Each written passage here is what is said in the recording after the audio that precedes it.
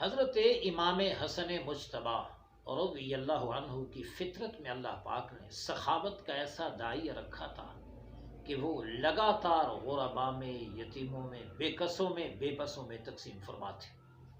آپ کا لنگر خانہ جاری رہتا، لوگ آتے کھاتے اور بڑے لذیذ لذیذ کھانے وہاں پر مہیا ہوتے۔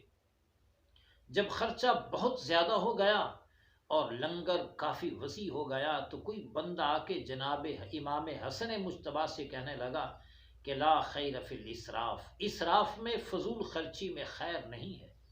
اس کا خیال یہ تھا کہ شاید اہل بیت کے گھرانے کا یہ سخی اسراف کر رہا ہے، لیکن وہ پڑھا ہوا جناب علی کا تھا، مولا علی کا صاحبزادہ تھا۔ اس نے جواب میں ارشاد فرمایا لا اسراف فی الخیر، خیر میں اسراف ہوتا ہی نہیں، فضول خرچی ہوتی تب ہے جب انسان غلط طریقے سے خرچ کرے، اضافہ کرے، حد سے تجاوز کرے۔